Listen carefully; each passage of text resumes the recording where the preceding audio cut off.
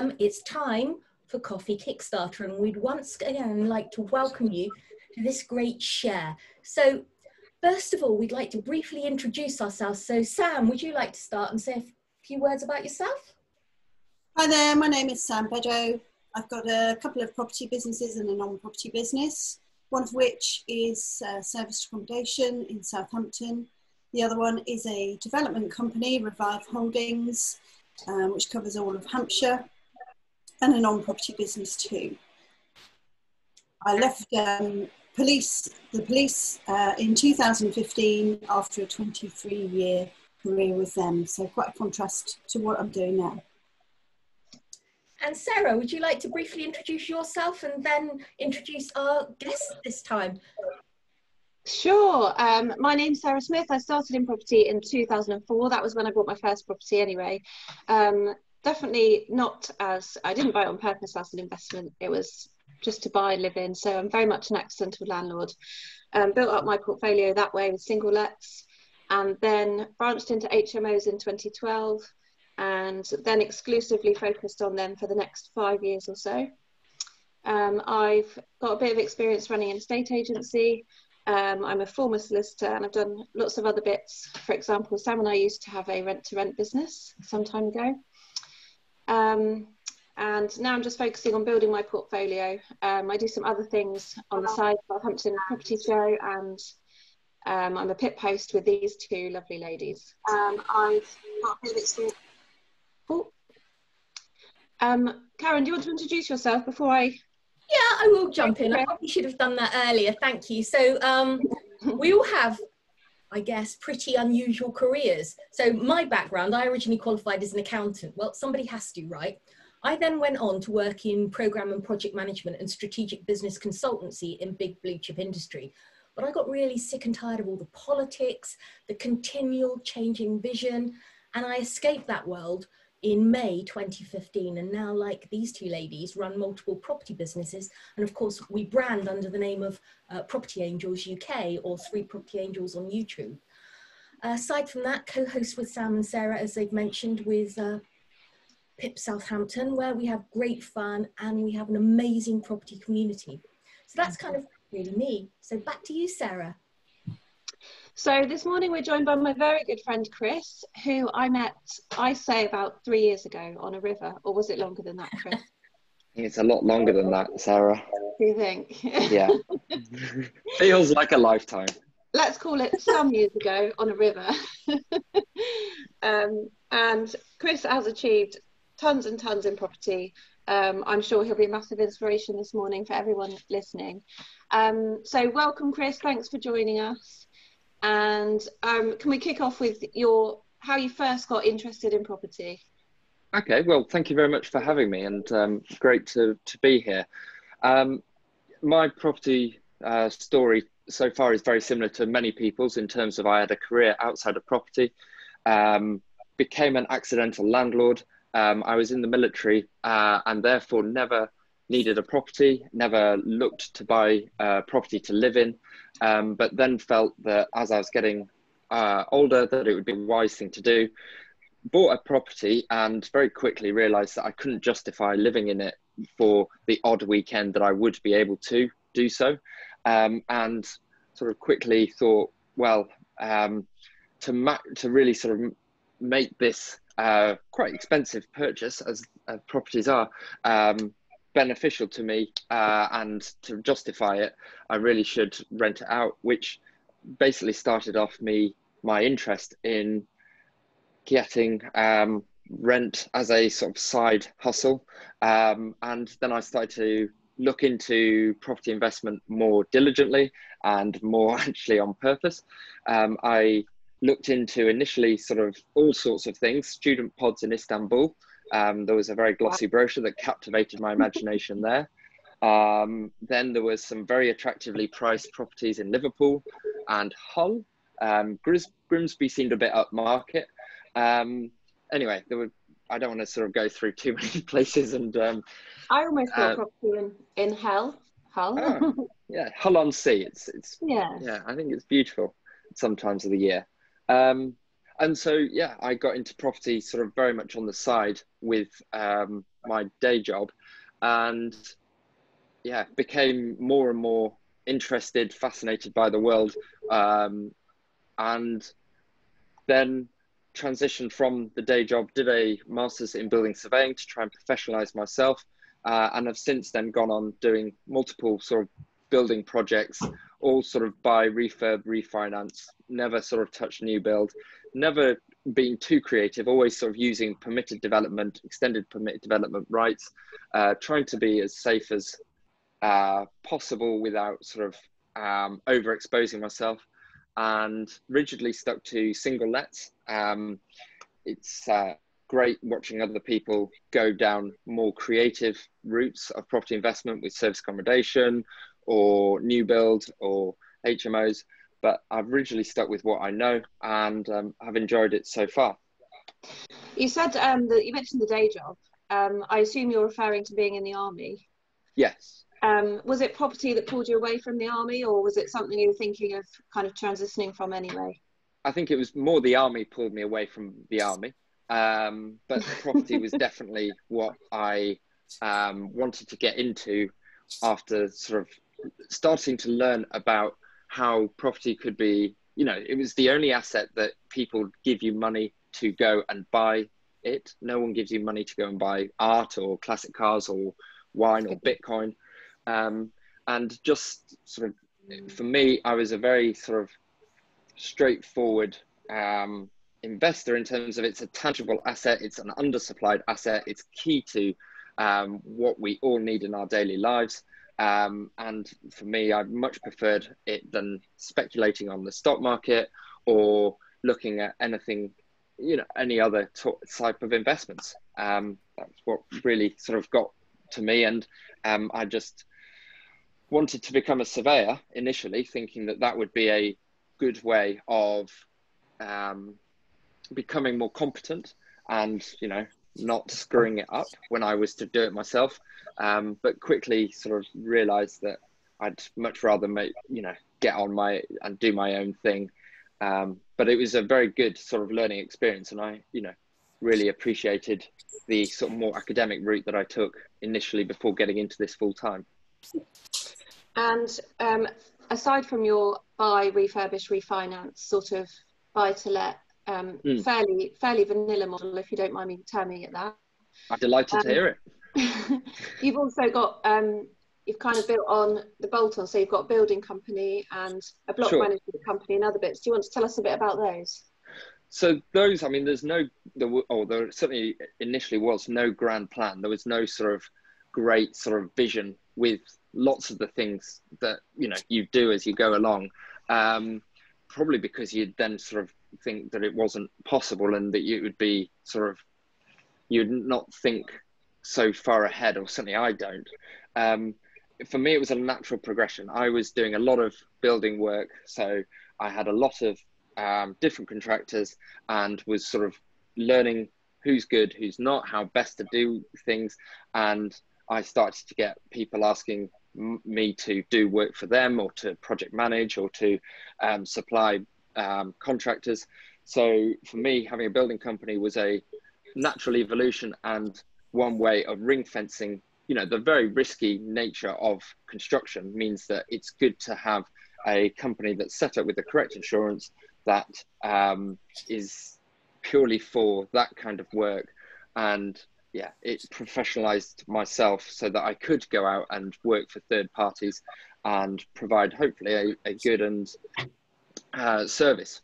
The good thing with that as well is that as a portfolio landlord, I joined forces with another portfolio landlord and created a letting agency, which is again what I see a lot of landlords doing, initially to solve our own problem of managing our own stock.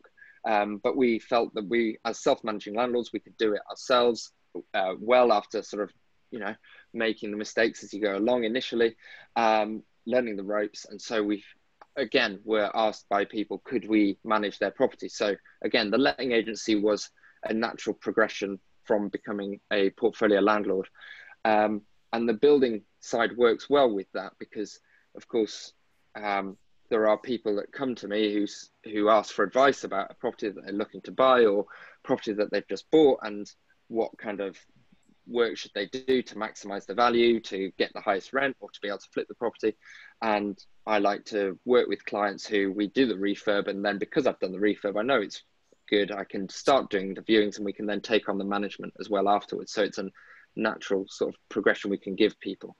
The block management company was a complete sort of left field opportunity that turned up. It was because I was buying properties with a developer, and so was somebody else who was so upset with the management that the developer was putting into the blocks that she said to the developer, look, I'm not going to buy another property if you put in rubbish management. I'll do management myself. And me and her joined forces again. And so we have a small fledgling block management company that again serves it is part of my property portfolio that I enjoy. It's a different sort of niche compared to managing apartments or properties individually. Of course, the same contractors that we use on the building company and in the letting agency, of course, we can use in the block management. The same insurance brokers, the same sort of legal boffins. So it all quite works nicely with itself. It all sounds like a very well-oiled machine. That is definitely not the impression I was necessarily trying to give, but it's going well, and I'm very much enjoying the journey. And I feel very glad that I've got into something that I'm very passionate about, and that so far it's going well. These companies, they're only 2 or 3 years old. That we've proved the concept. It's ticking over. We've got new clients. We're picking up clients as we go. Clients are staying with us. People are happy. It's a nice thing to realize that the vision, what loose vision it was initially, has started to come to fruition. Yeah. And let's see. Hopefully that continues. So obviously you're a multi-business owner. How would you, in a typical week, can you give us an idea of how your time might be split between the different entities? Sure.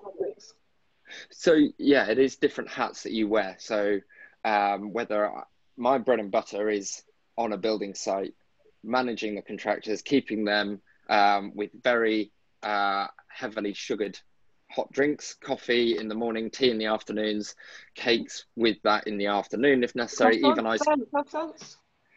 No, we're not gone continental, but bacon butties, and then even in this summer weather when we get it, ice creams, anything to keep people going, get the work done and keep people happy. That's the main thing, quite frankly. So that's what I love doing. It isn't probably where I'm, my most highly revenue generating activity is, but it is what I, really got into property to do. And, I'm not very good on a building site in terms of putting up stuff. I'm quite good at taking it down, normally with a big hammer. But certainly, I am very happy sort of getting the materials sourced, keeping the tradesmen sort of coordinated, and that's where I like to put my time. And in the other property companies, we have people there who are full-time, can sort of take up a lot of the admin, and are far better at it than me, and far more competent, which is wonderful. And I am hugely grateful for them sort of being part of this journey. That's awesome. Would you mind sharing with us something that you consider to be one of your biggest successes, whether that's, growing one of those companies or whether that's a particular project?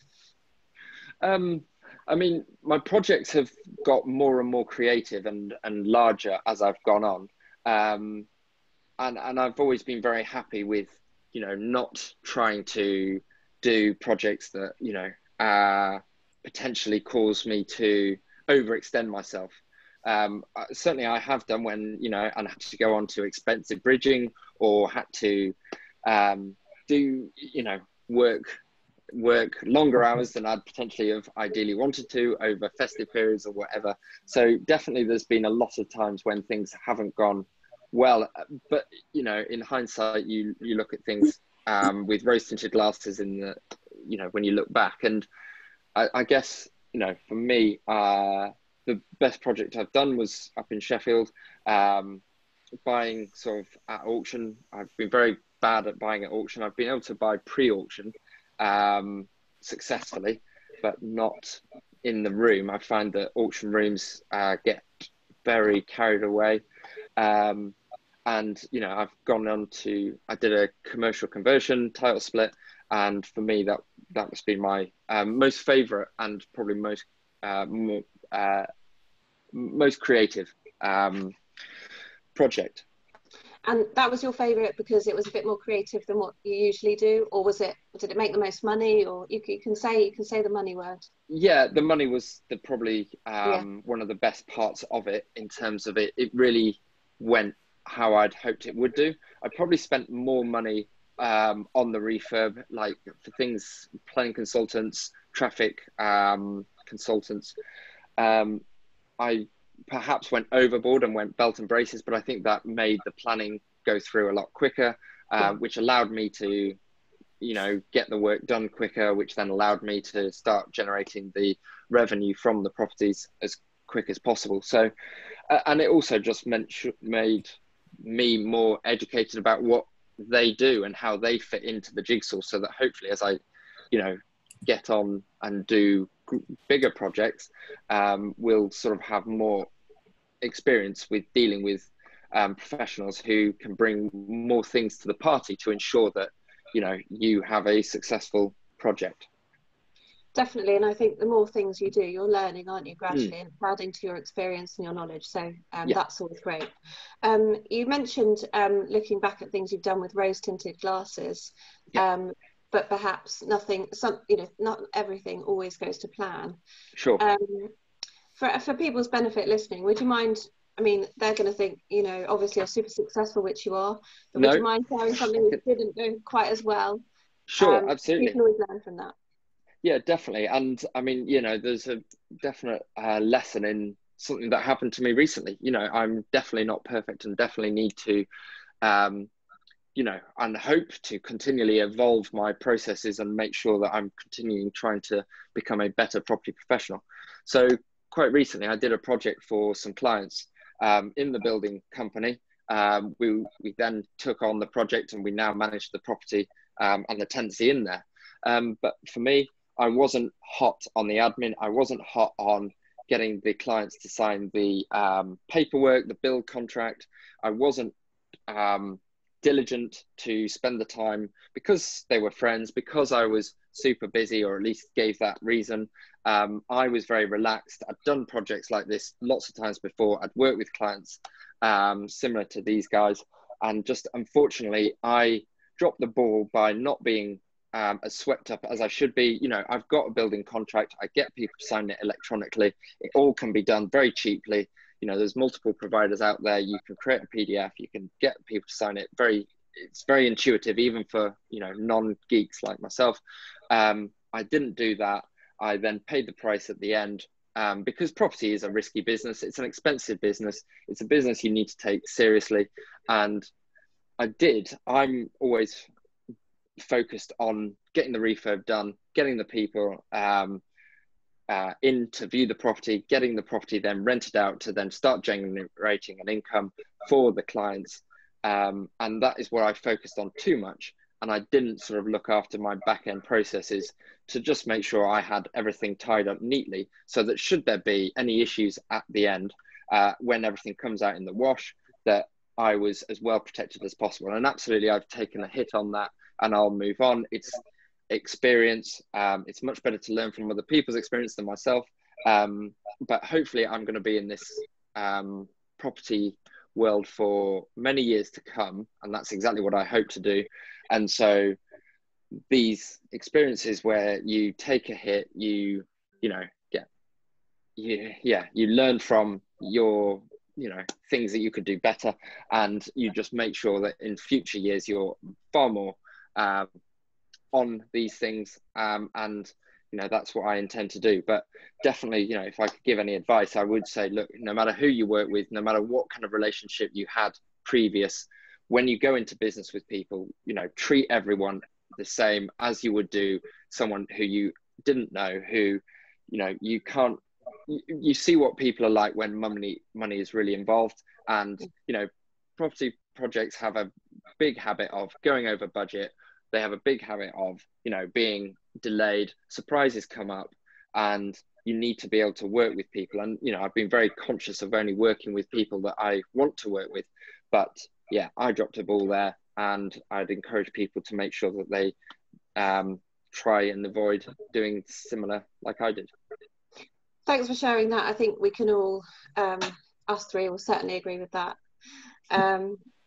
Something unique to you, or at least I think it's unique to you and a few other big landlords that I know, is that you don't just necessarily focus on the area where you live to invest in. So I strongly believe in investing 10 15 minutes from where you live, with the odd exception, but I know you're quite well spread out in the country. So how does that work out for you?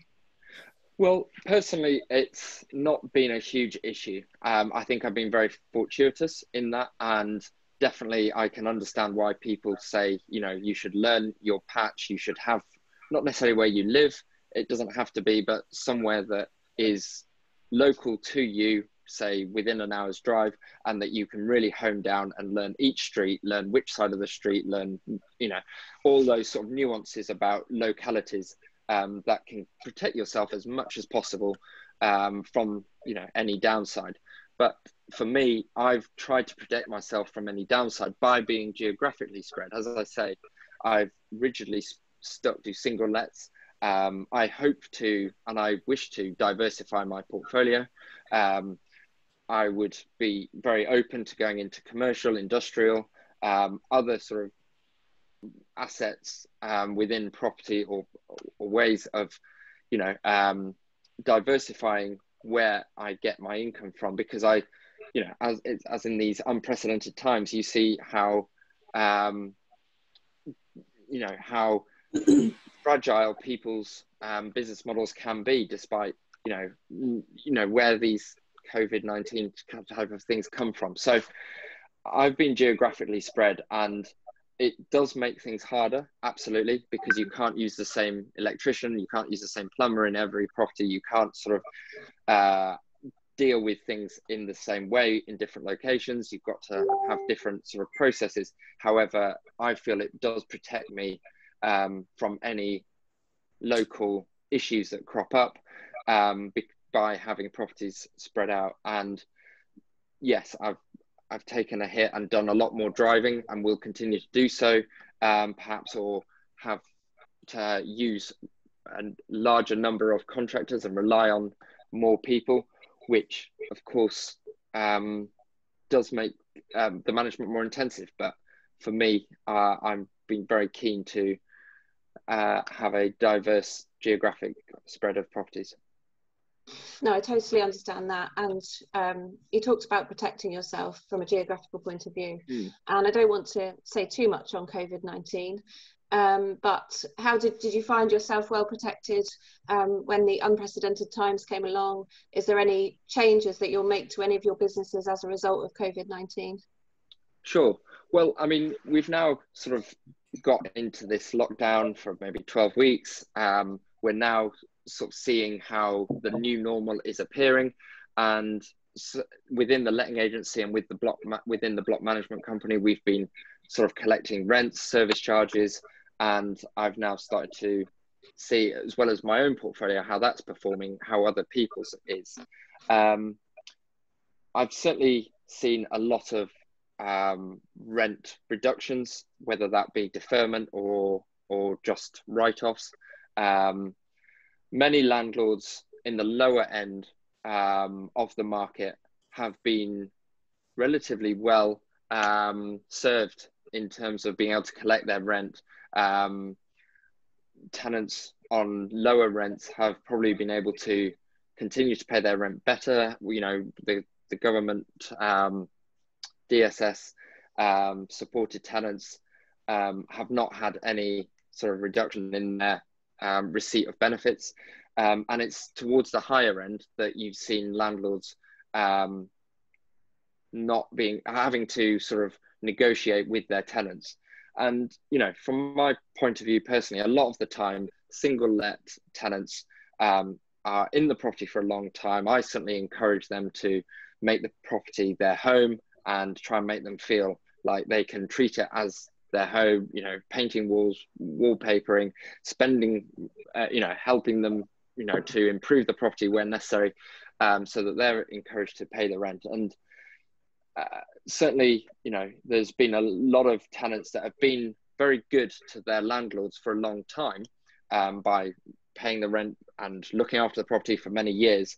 And then this time, it's maybe a time where landlords have now got to reciprocate and be good landlords where possible to help those tenants who are struggling in these unprecedented times because of a reduction in their wages or becoming unemployed. So yeah, it's been an interesting time, and I'm, you know, suspect that the government measures have really softened the blow for a lot of people. And as long as those government measures continue and are seen to sort of provide for people's perceived security, then we as landlords will continue to do okay.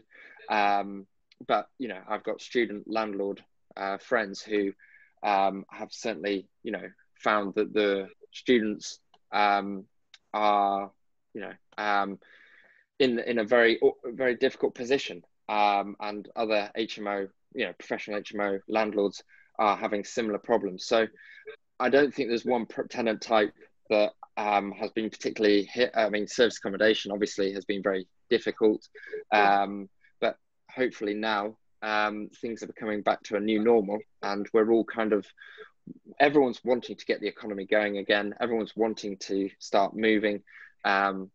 And, you know, the weather's turned a bit rubbish now, so it's now time to put away the garden furniture and crack on. I actually like it when we get a day like this, because I don't feel guilty for not being outside. Get a nice cup of tea and feel a bit cozy on a day like this. I don't know if you guys can hear my cat, but I just want to apologise if you can. He's moaning to get in, and he probably won't stop. So there's nothing I can do about that. Chris, I agree with you. Tenants are our customers, aren't they? And good tenants are gold, and whatever we can do to help them through these times, definitely something we should do.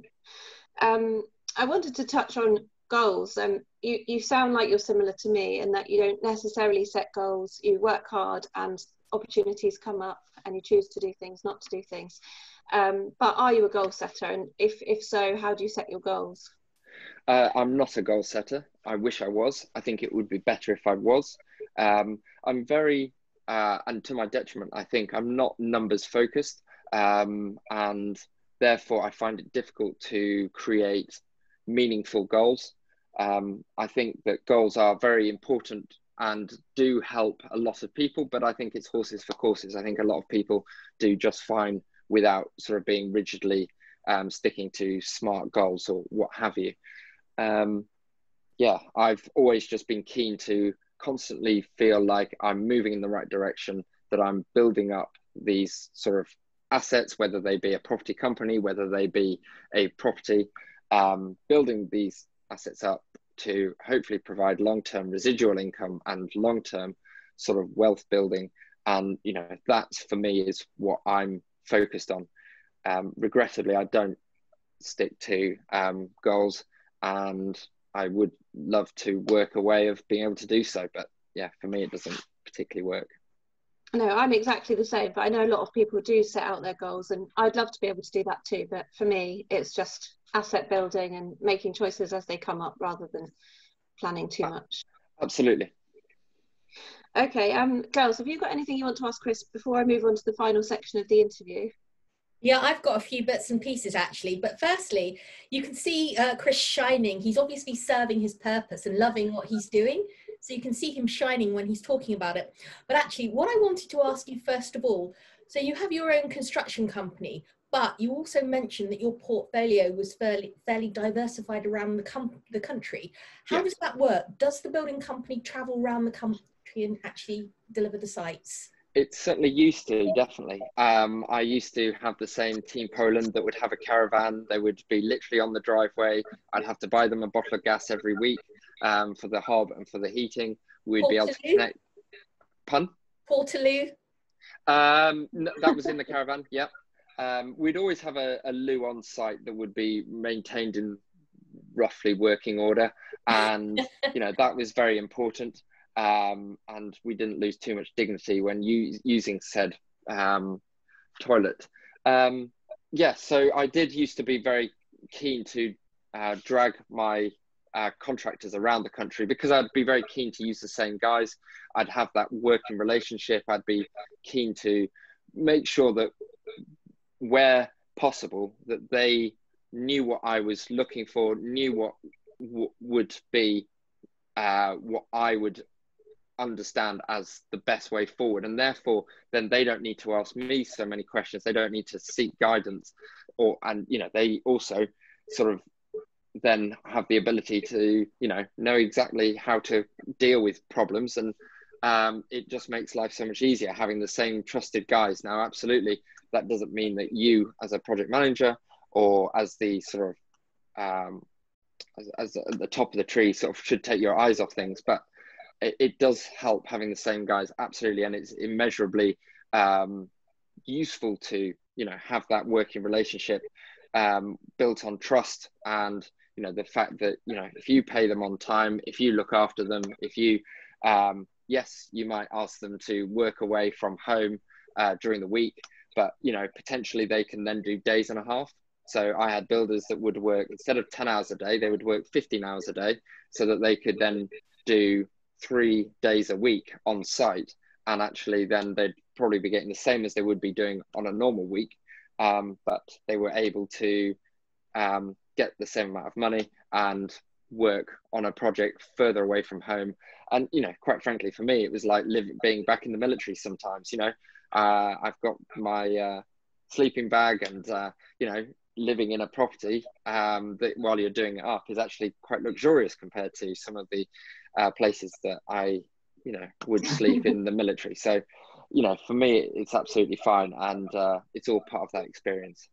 And what about now? You say you used to do that. How do you handle it now? So now I'm definitely more focused on sort of building out within my local area. As I say, I'm up in Sheffield at the moment.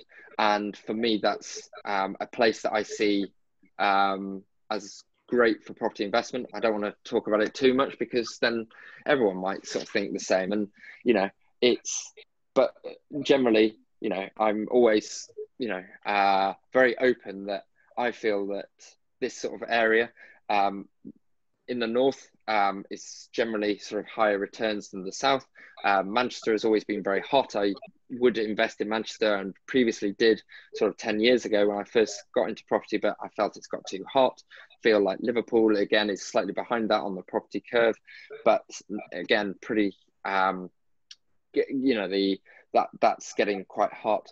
Then you've got Leeds sort of slightly behind it, and for me then Sheffield is slightly further out. And for me, I'm getting more, as I sort of do more and more of this property game, I sort of wish to get more and more creative and punchy on where I invest. And, you know, I'm looking to diversify my portfolio, and so keen to get different types of property and different sizes. So for me, Sheffield seems a really good place, and I'm keen to focus on this area at the moment.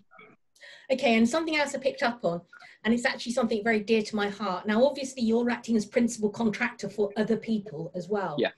And you are absolutely right about having the necessary contracts in place, ensuring they're signed, ensuring step-in clauses are there, and any penalties. There are so many people right now in our industry putting themselves out as construction project managers without the substance behind them, and it all ends badly. And sadly, it's usually for the investor. You know, it's really good to hear that you've got robust processes supporting what you do and the substance behind it. Absolutely. And I mean, you know, yeah, I'm not perfect. And yes, I definitely hope, like anyone, that I improve how I do things, I get better, I can provide a better service for people, and ultimately I can provide a better service for my own portfolio, of course. And yes, that's why I created the building company. And, you know, I'm very keen to ensure that I stay on the right side of, you know, all the pitfalls that people do fall into, because and the insurance, too many don't have the right insurances. You know, say if a investor had financial loss, people don't understand the obligations of taking on that role. Absolutely. And, you know, unfortunately, the longer you do this property kind of work, the more chance you're going to have of falling foul of something like that and something to happen. And so you just need to definitely try and get your ducks in a row as much as possible to ensure that should the worst happen, and should you sort of find yourself in a pickle, that you are able to sort of get out of it. And, you know, for me, I would never have gone and worked for other people initially if I hadn't done my own projects for several years, getting the experience, learning from my own sort of mistakes.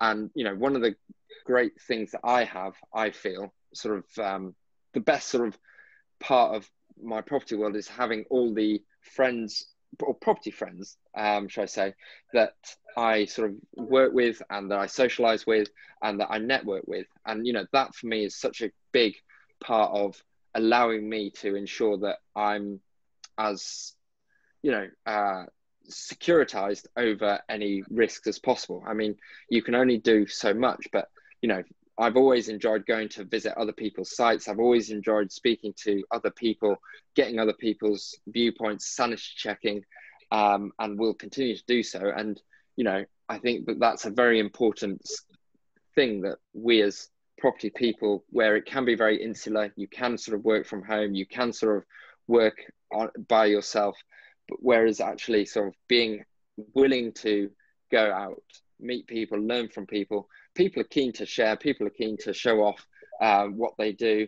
And, you know, I've really benefited from sort of learning from other people's experience, seeing other people, and, you know, having a fresh pair of eyes look over properties that you're looking to buy, or, you know, issues that you come across.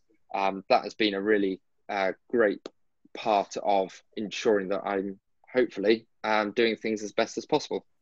And on that topic, I've heard many of project managers state they have insurance. The reality is, behind the scenes, they don't. Do you actually provide your clients with a copy of the insurances for their, you know, security, and to prove to them that you actually have what you say you've got? Yeah, absolutely. Definitely. And that would be part of, you know, prior to during their onboarding, prior to anything at all, perhaps doing a site visit, perhaps having a chat, but then, you know, definitely very keen to, you know, get proof of ownership from them and ensure that, you know, they've got all the documentation that I'm happy with. But then also I would do the same, so that we're all clear. Everything gets shared on Dropbox. There's always a shared spreadsheet. You would set up a Slack group, and, you know, I've always keen to have transparency and be very communicative, because I can see how that's such an easy win for you as the provider to keep your clients happy. And, you know, one of the things that people hate the most is surprises and not being kept informed. And for me, that's one of the easy wins that you can do as somebody providing a service to other people.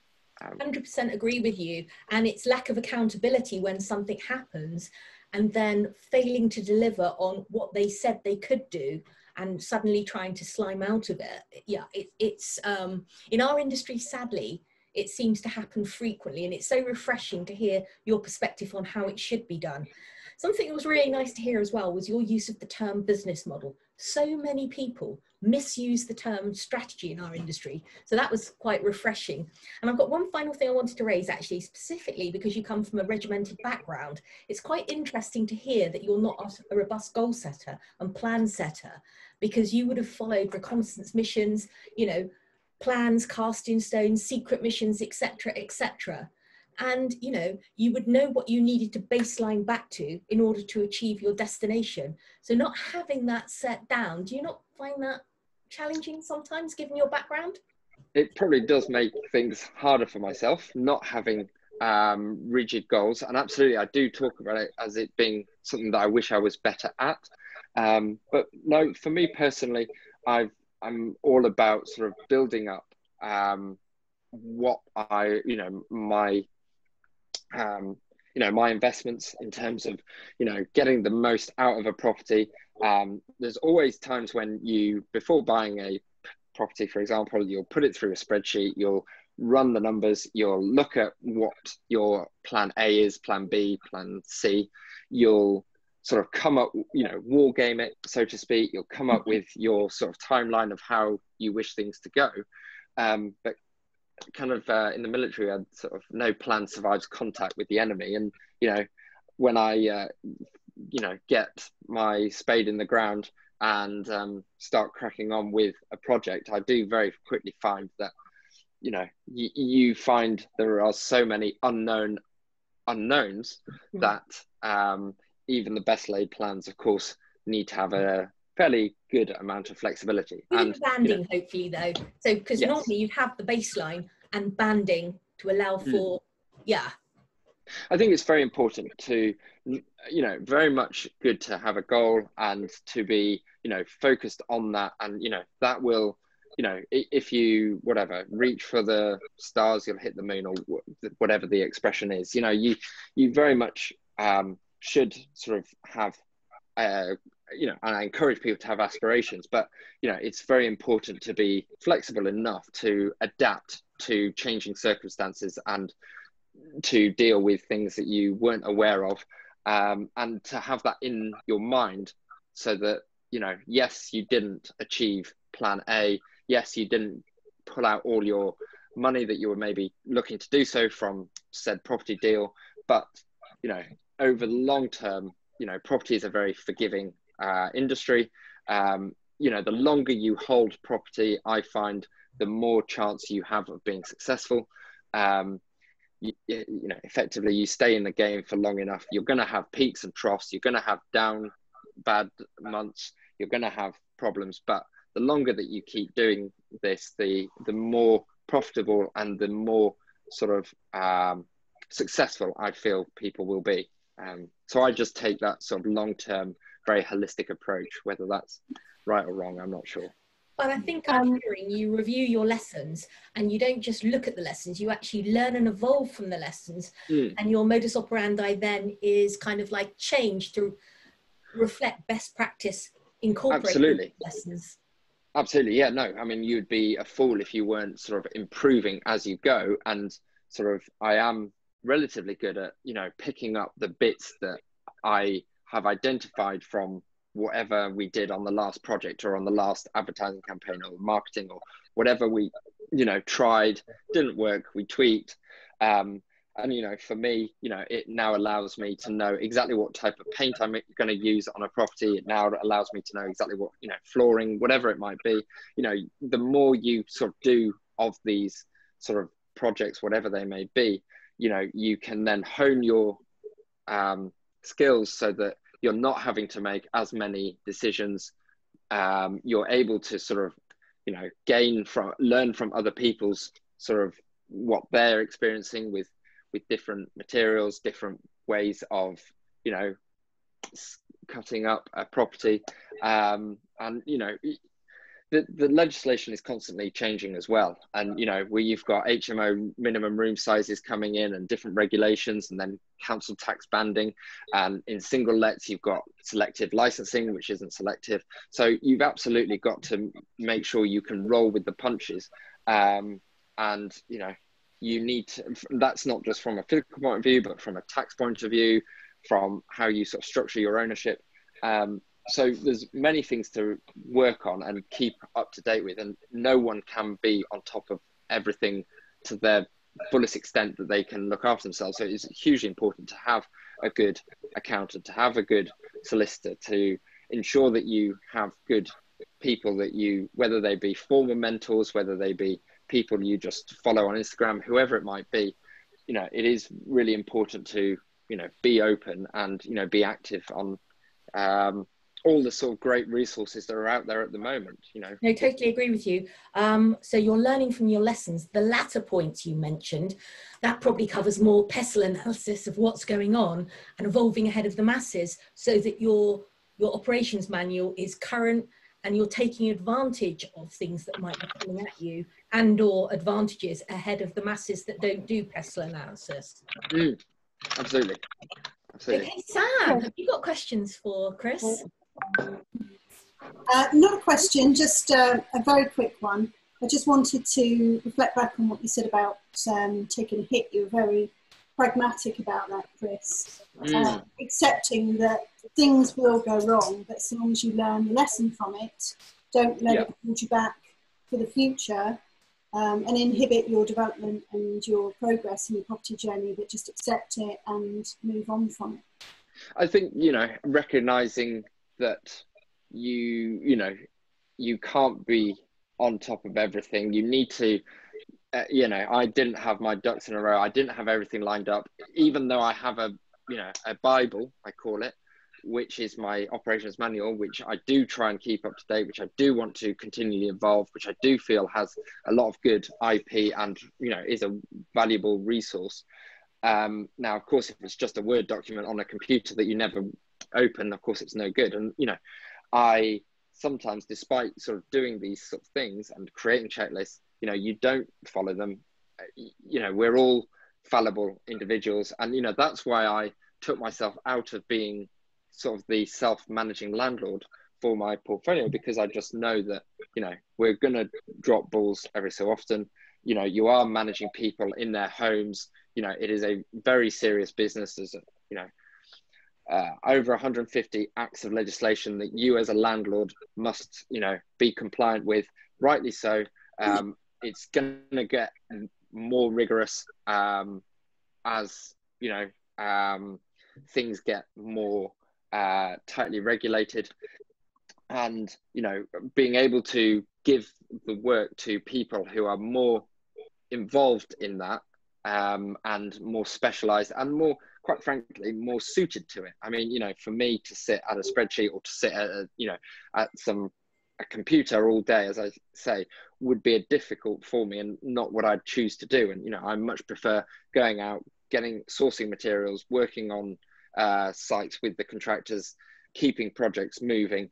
That's my role. Whereas, you know, it's wonderful that I have other people who are more suited to the more back end stuff. And, you know, I just need to recognize that I need to improve and continually try and evolve my process so that, yeah, I don't have to take too many more hits, that's for sure. Chris, we've had quite a few comments saying hi from people that have been on masterminding trips with us. Oh, great. Alex, Jazz, Nathan. So I was just going to touch on that. We talked about how you're keeping up to date with things and that you like spending time with peers, and that's one of the main ways that you keep moving forward, and it is for me too.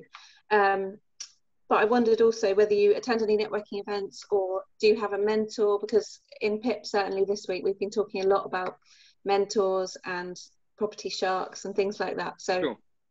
Well, it's a very hot topic at the moment, and rightly so. For me, I've not gone down having a mentor route formally, but as I say, have got so many mentors that I look up to and that have done what I've hoped to do and that I hope to emulate and have a small element of the success that they've experienced. Because look, none of us are trying to reinvent the wheel, or, you know, unless you're Elon Musk or, you know, looking to do something completely different, you know, where we can all learn from each other. We all have, you know, experiences and viewpoints that, you know, are different to everyone else and that, you know, are applicable in so many different circumstances. Because property, it is a straightforward business. It is a business where, you know, we're trying to either create homes for people, we're trying to create people for places that people want to stay for a short period, or we're trying to create places where people wish to work, whatever it may be. You know, it's a straightforward business that, you know, is exactly why I'm in it. If it was rocket science, I definitely wouldn't be doing it. And so, yeah, I've not had a formal mentor, but I feel I have many different mentors, many who know that I look up to them and many who don't. I've got very fortunate to have a long-term friend who, you know, as a old, he won't like me calling old, but, you know, structural engineer, and then other people who are business owners. Yeah, I've been very fortunate to be able to be surrounded by many people with far greater experience than myself, and who've been very generous with assisting me to sort of ask questions. No such thing as a silly question. However, I think I've asked many questions that are close to it, and, you know, who've been very patient with sort of giving me the opportunity to run ideas past them, to sort of get ideas from, and, you know, give up what they've sort of, you know, their blood, sweat and tears has created for them. And, you know, again, I hope to be able to do the same for other people. Yeah. Great. Talking about your knowledge and your experience that you've built up, for people listening, if you woke up tomorrow and you had all the knowledge and the experience that you've currently got now, but you didn't have any financial resources, would you do exactly what you're doing now, or how would you start completely differently? How would you play it? So, yeah, good question. I don't think I'd start completely differently. I do always worry about what happens if everything comes crumbling down, physically or metaphorically. So I suppose I do sort of worry about suddenly, right, you're starting back to zero. And, you know, you do see people, you know, big falls from graces, and I really don't want to become infamous. And, you know, when you have economically turbulent times, you know, with the fact that you can get into debt with property so easily and to such a great extent, you do see where people can become unstuck. So absolutely, I do always have that. And that does drive me forward, I think, to continually try and improve the sort of buffer around me, mainly, you know, through assets, but also through experience and through knowledge.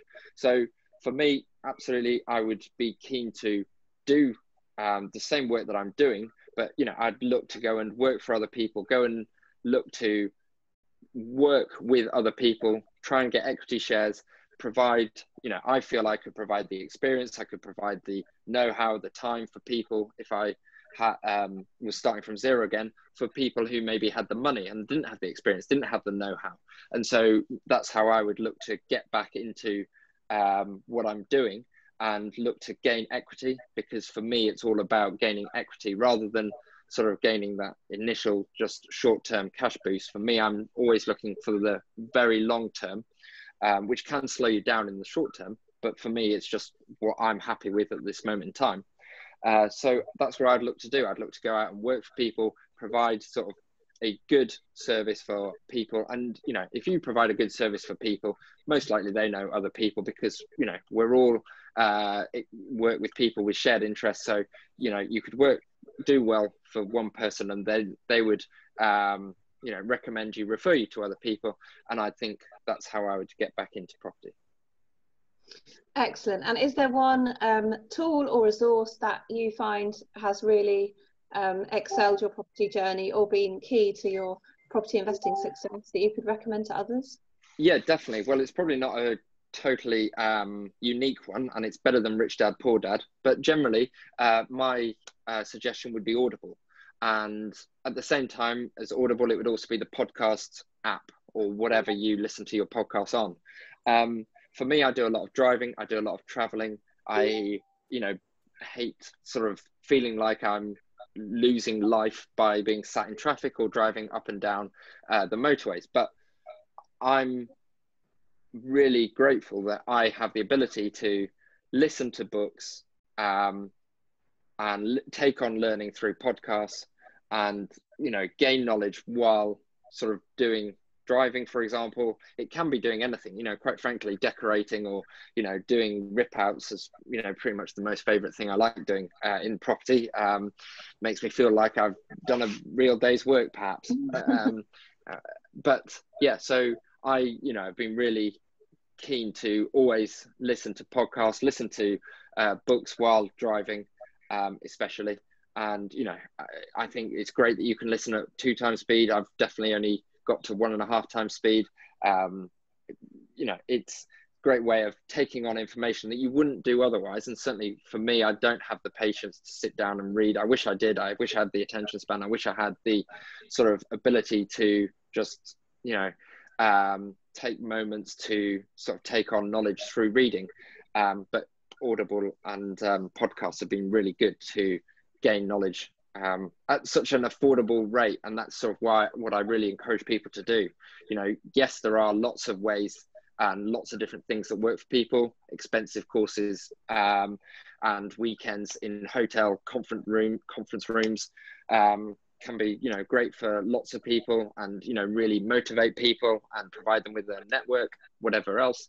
But for me, I've really enjoyed sort of learning through Audible and podcasts.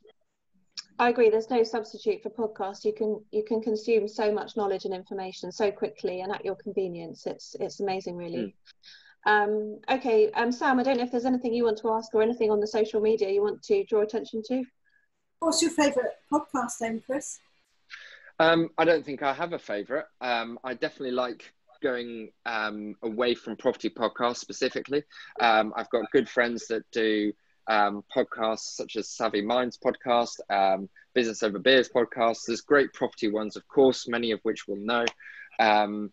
But, you know, I like learning more about business. I wish I had done more at school. And, you know, just, yeah, feel like for us to all develop as property people, if we can become better at business then and the sort of mechanics of being business people, that is sort of where I see that I need to personally improve myself. So I try and, you know, learn from other people's and, you know, experiences. And there's a great podcast, How I Built This. That's wonderful in terms of learning how people sort of build up whatever business they have. Usually, you know, non-property, but, you know, there's so many transferable elements to property. And going back to your master's degree in surveying, yes. Are you still glad that you did that? Do you think you've got value? Would you have done any different degree now looking back? I mean, certainly I would have done it as an undergraduate initially, rather than doing it as a postgraduate, you know, after I left the military. But yeah, I enjoyed it. I found it a really good experience. I mean, while I sort of did it, I lived in a property that I refurbed. So I lived on site. I sort of worked on the job, so to speak. And I learnt from the experience of doing that. So that it really does encourage you to finish the project as quickly as possible. And it really does encourage you to get it right because you want it right if you're living in it. And, you know, as a student, I was able to always make use of the 24-hour library. I was always able to, you know, not have to rely on, you know, being smartly dressed in a suit and tie every morning. And so, you know, it was a great experience for me and really sort of got me into property and the nuts and bolts, which I encourage people to do. You know, it definitely isn't the most highly income generating task to sort of labour and sort of be sort of DIY on property projects. But, you know, having that grounding is hugely important, I think, to no matter whatever sort of angle you take your property journey to, just, you know, having a basic ability to understand the rudimental parts of property, I see as being, you know, really important. That's Chris. Sarah? Chris, we've got tons of Facebook comments. Lots from, unsurprisingly, from people we both know. Sure. Jazz is saying how helpful you are, that you helped him set up his property manager. Good. And I've got, this is running on multiple streams, so there's multiple pages, so there's lots and lots of questions. Let me go to one of the pages because I don't have that one up. So if we can answer a few questions.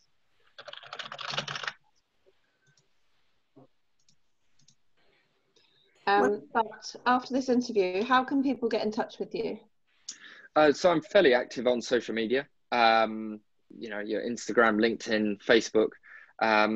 Yeah, I'd encourage people to get in touch if they, you know, I'm always, as I say, I do a lot of traveling.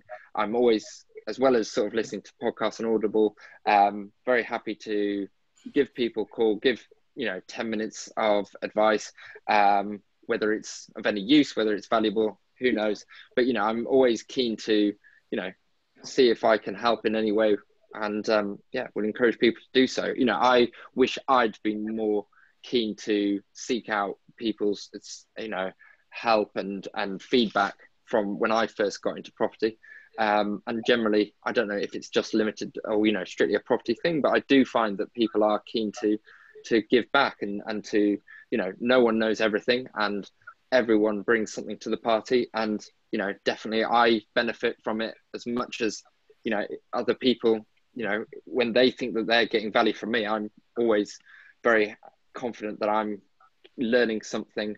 And, for me, quite frankly, also, when you talk about what you do and why you do it, it's quite a good way of sanity checking yourself, which for me is not a bad thing sometimes.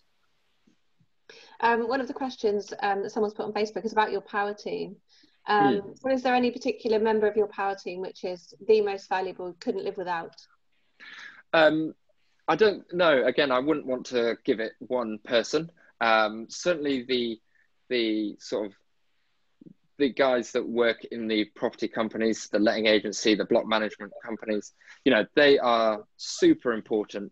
They are wonderful. I'm so grateful for them, for their sort of diligence and for their faith in me and business partners that we've got in bringing this, very loose vision to fruition, and hopefully they will be part of, what we do for many years to come. And, that has been, wouldn't be able to do anything without them. So, they are definitely, superhuman, and I, will always be grateful for them, having the sort of, faith that, we could be good employers, and that, we can provide a good working environment, that they can thrive, that they can feel a sense of empowerment and ability to mold their sort of work to how they wish.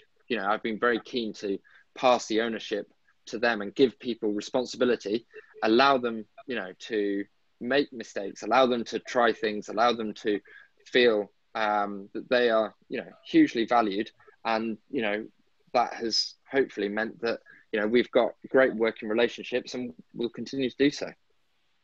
That's brilliant. Girls, do you have any final questions? I'm very conscious that we're now gone over an hour. Just one quick one for me.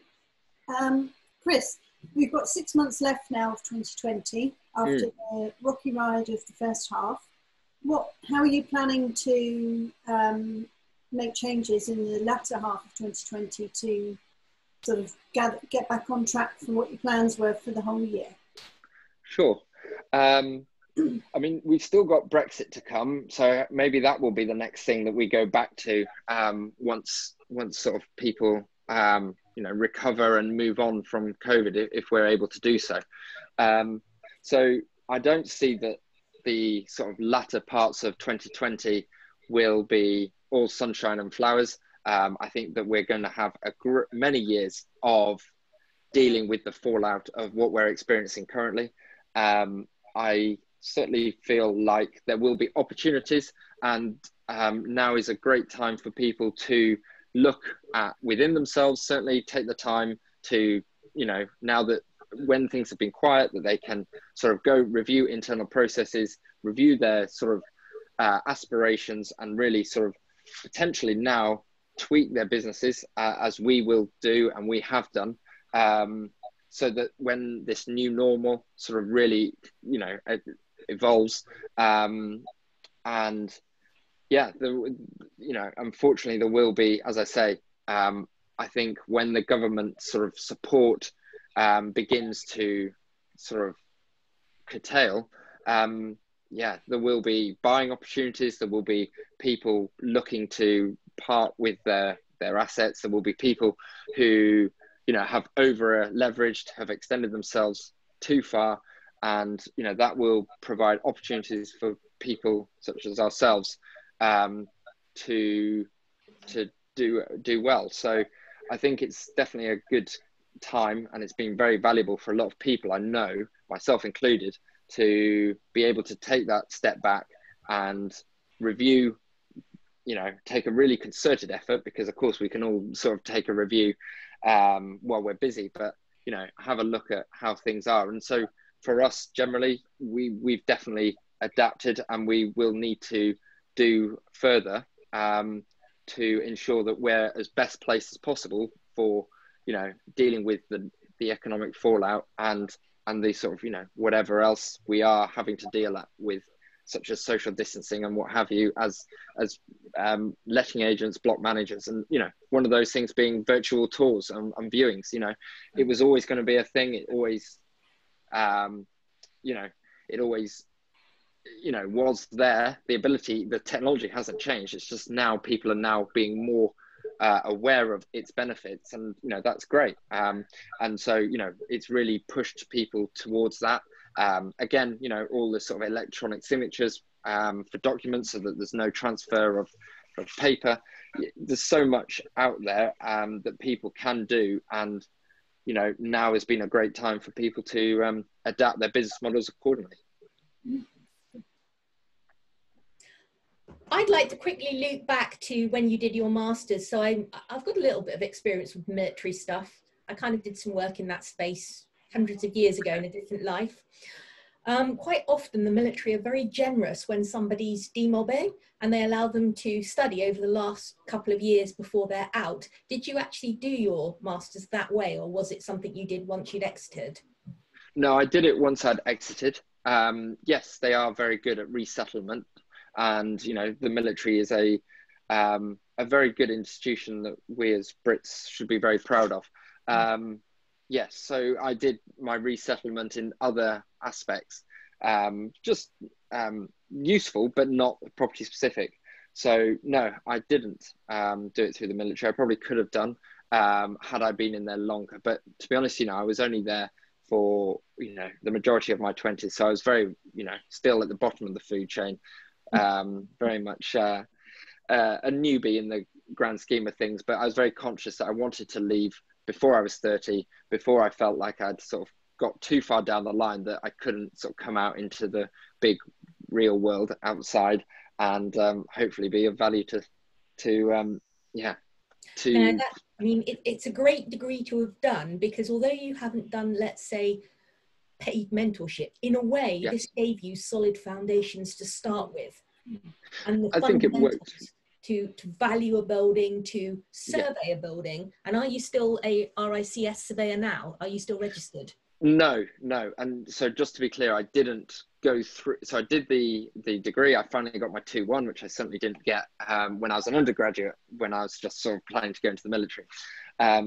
So I didn't go for chartership purely because I was keen to get on with my own work, and I was always going to work for myself.